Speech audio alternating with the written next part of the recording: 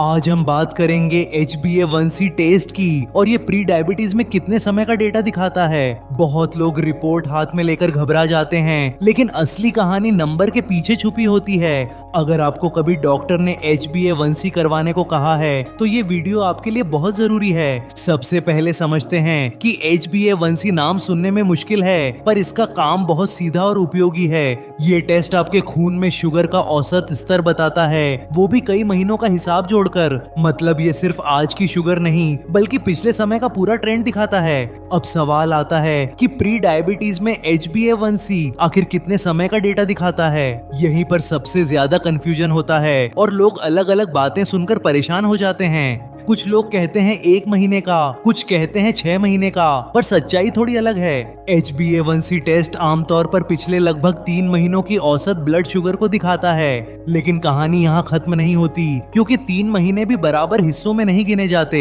हाल के हफ्तों का असर ज्यादा होता है और पुराने हफ्तों का असर थोड़ा कम हो जाता है। इसे ऐसे समझिए जैसे स्कूल का रिजल्ट हाल के टेस्ट का वेटेज ज्यादा जोड़ दिया गया हो। अब सोचिए अगर पिछले महीने शुगर ज्यादा रही तो HbA1c नंबर भी ऊपर दिख सकता है, भले ही उससे पहले के महीनों में आपका कंट्रोल थोड़ा बेहतर ही क्यों न रहा हो। इसीलिए प्री डायबिटीज वाले लोगों के लिए ये टेस्ट बहुत काम की जानकारी देता है, क्योंकि प्री डायबिटीज एक ऐसा स्टेज है जहां सब कुछ आपके कंट्रोल में अभी भी हो सकता है। न पूरी तरह डायबिटीज न पूरी तरह नॉर्मल, बीच का एक चेतावनी वाला सिग्नल समझिए। HbA1c उसी सिग्नल की ताकत को नंबर में बदलकर आपके सामने रख देता है। अब जरा रेड ब्लड सेल्स की छोटी सी कहानी समझते हैं, बिना ज्यादा साइंस में जाए।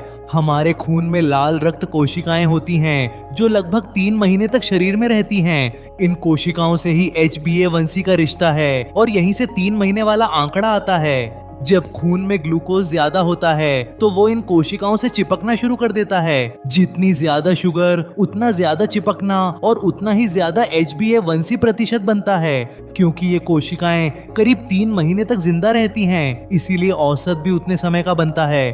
पर ध्यान रहे, आखिरी 4 से 6 हफ्तों का असर सबसे ज्यादा मजबूत माना जाता है, यानी हाल का कंट्रोल रिपोर्ट पर ज्यादा साफ तरीके से दिखने लगता है। अब मान लीजिए किसी ने 2 महीने लापरवाही की और आखिरी महीने कंट्रोल कर लिया, तो HbA1c थोड़ा बेहतर दिखेगा, लेकिन पूरी तरह नॉर्मल तुरंत नहीं आएगा। इसी तरह अगर 2 महीने कंट्रोल रखा और आखिरी महीने शुगर बढ़ गई अचानक, तो HbA1c उतना अच्छा नहीं दिखेगा जितनी मेहनत आपने पहले की थी।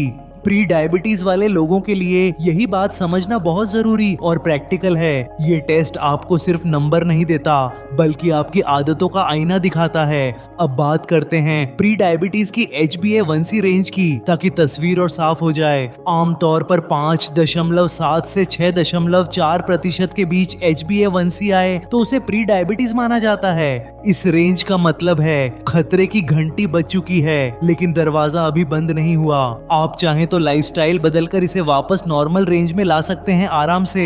यहीं पर HbA1c का 3 महीने वाला डेटा बहुत काम आता है, क्योंकि ये ट्रेंड दिखाता है। डेली शुगर टेस्ट सिर्फ उस दिन की कहानी बताता है, HbA1c पूरी फिल्म दिखाता है। कई लोग पूछते हैं अगर मैंने अभी डाइट शुरू की है तो क्या रिपोर्ट तुरंत सुधरेगी? जवाब है थोड़ा सुधार दिख सकता है, लेकिन पूरा असर आने में समय लगेगा, क्योंकि टेस्ट पिछले महीनों का औसत जोड़कर रिजल्ट देता है, सिर्फ आज का नहीं। इसीलिए धैर्य बहुत जरूरी है, खासकर प्री डायबिटीज को रिवर्स करने के सफर में। अब एक और दिलचस्प बात, HbA1c फास्टिंग या बिना फास्टिंग दोनों में कराया जा सकता है। आपको भूखे रहने की जरूरत नहीं, क्योंकि ये उस समय की शुगर नहीं माप रहा, ये तो पहले से चिपकी हुई शुगर का प्रतिशत देख रहा है जो महीनों में जमा हुई। इससे ये टेस्ट और भी सुविधाजनक बन जाता है, खासकर बिजी लोगों के लिए। लेकिन याद रखिए, कुछ स्थितियों में HbA1c पूरी तरह सही तस्वीर नहीं भी दिखाता, जैसे अगर किसी को खून की कमी है या रेड ब्लड सेल्स जल्दी टूट रही हैं। ऐसे मामलों में डॉक्टर दूसरे टेस्ट भी साथ में देखने की सलाह देते हैं अक्सर। प्री डायबिटीज वाले कई लोग सिर्फ फास्टिंग शुगर देखकर खुश हो जाते हैं जल्दी, पर HbA1c बता देता है कि अंदर की औसत स्थिति क्या चल रही है वास्तव में। मान लीजिए आपकी फास्टिंग नॉर्मल आई, लेकिन HbA1c बढ़ा हुआ दिख रहा है, इसका मतलब है दिन के बाकी समय शुगर अक्सर ज्यादा रहती रही है। यानी सिर्फ एक टेस्ट देखकर फैसला लेना कभी कभी आपको गुमराह भी कर सकता है। इसीलिए समझदारी यही है कि HbA1c को लॉन्ग टर्म रिपोर्ट कार्ड की तरह देखें। प्री डायबिटीज में ये रिपोर्ट कार्ड आपको समय रहते चेतावनी भी देता है और मौका अपनी डाइट सुधारने का, चलने फिरने का और मीठे से रिश्ता थोड़ा कम करने का।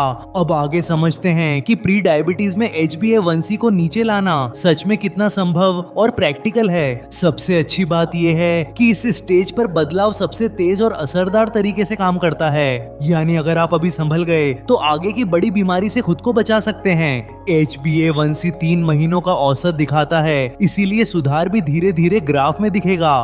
बहुत लोग गलती करते हैं कि 2 हफ्ते डाइट करके तुरंत नई रिपोर्ट करवाने दौड़ पड़ते हैं। फिर जब नंबर ज्यादा नहीं बदलता तो मोटिवेशन भी अचानक गिर जाता है। याद रखिए, ये स्प्रिंट नहीं है, ये 3 महीने का मैराथन जैसा हेल्थ टेस्ट है। आप आज से कंट्रोल शुरू करेंगे तो असर अगली रिपोर्ट में ज्यादा साफ दिखेगा। अब बात करते हैं सबसे ताकतवर हथियार की, और वो है आपकी रोज की खाने की आदत। प्री डायबिटीज में प्लेट बदलना दवाई से भी ज्यादा असर कई बार दिखा देता है। सफेद चावल, मैदा, मीठे ड्रिंक और बार बार स्नैकिंग, ये सब शुगर को ऊपर धकेलते हैं। अगर आप इन्हें कम करके फाइबर और प्रोटीन बढ़ाते हैं तो फर्क दिखने लगता है। रोटी वही खाइए लेकिन मात्रा थोड़ी कम, और सब्जी दोगुनी कर दीजिए। मीठा पूरी तरह छोड़ना जरूरी नहीं, लेकिन रोज का हिस्सा बिल्कुल नहीं होना चाहिए। अब आते हैं दूसरी बड़ी चाबी पर, जो है रोज का मूवमेंट और हल्की एक्सरसाइज। जिम जरूरी नहीं, लेकिन रोज 30 मिनट तेज चलना बहुत जरूर है। चलना शरीर को शुगर इस्तेमाल करने में मदद करता है, बिना अतिरिक्त इंसुलिन के भी। यही कारण है कि वॉक करने वालों का HbA1c अक्सर धीरे धीरे नीचे आने लगता है। तीसरी जरूरी चीज है आपकी नींद, जिसे लोग अक्सर हल्के में ले लेते हैं। कम सोने से हार्मोन गड़बड़ होते हैं और शुगर कंट्रोल करना मुश्किल हो जाता है। 7 से 8 घंटे की नींद प्री डायबिटीज कंट्रोल का साइलेंट सपोर्ट सिस्टम है। अब बात करते हैं स्ट्रेस की, जो दिखता नहीं पर शुगर जरूर बढ़ा देता है।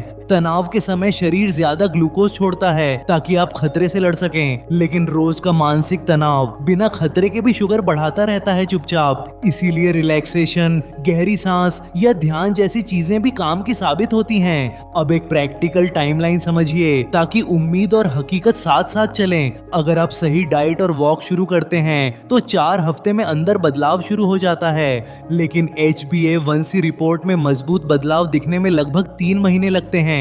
क्योंकि जैसा हमने समझा, ये टेस्ट 3 महीनों का औसत जोड़कर रिजल्ट देता है। इस दौरान बीच बीच में रोज की शुगर चेक करना मोटिवेशन बनाए रखने में मदद करता है। आपको छोटे सुधार दिखेंगे जो आगे चलकर HbA1c में बड़े सुधार बनते हैं। अब एक और जरूरी बात, हर व्यक्ति का HbA1c गिरने की स्पीड अलग होती है। ये उम्र, वजन, एक्टिविटी और जेनेटिक फैक्टर पर भी निर्भर करता है काफी हद तक। इसीलिए किसी और की रिपोर्ट देखकर अपनी प्रोग्रेस को कम मत समझिए कभी। आपका मुकाबला सिर्फ अपने पिछले नंबर से है, किसी और के नंबर से नहीं। कुछ मामलों में डॉक्टर दवा भी शुरू कर सकते हैं, खासकर जब रिस्क ज्यादा दिखता है। दवा मदद करती है, लेकिन लाइफस्टाइल बदले बिना असर अक्सर सीमित ही रहता है। इसे ऐसे समझिए, दवा ब्रेक है और आदतें गाड़ी की सही दिशा। दोनों साथ हों तो कंट्रोल ज्यादा स्मूथ और लंबे समय तक टिकता है। अब एक आम सवाल, क्या HbA1c एक बार नॉर्मल आ जाए तो खतरा खत्म हो जाता है? जवाब है नहीं, क्योंकि पुरानी आदतें वापस आईं तो नंबर भी वापस ऊपर जा सकता है। इसीलिए इसे एक बार का प्रोजेक्ट नहीं, नई लाइफस्टाइल का हिस्सा बनाइए। हर 3 महीने HbA1c चेक कराना प्री डायबिटीज वालों के लिए समझदारी भरा कदम है। ये आपको समय पर फीडबैक देता है कि रास्ता सही है या सुधार की जरूरत है। आखिर में बस इतना याद रखिए, HbA1c डराने वाला नंबर नहीं, मार्गदर्शन देने वाला नंबर है। ये आपको बताता है कि पिछले महीनों में शरीर के साथ कैसा व्यवहार हुआ है। और अच्छी बात यह है, अगली रिपोर्ट की कहानी आप आज से लिखना शुरू कर सकते हैं। ये वीडियो उन लोगों के साथ शेयर करें जिन्हें इस वीडियो की सबसे ज्यादा जरूरत है, और नए वीडियो के लिए हमारे चैनल को सब्सक्राइब करें।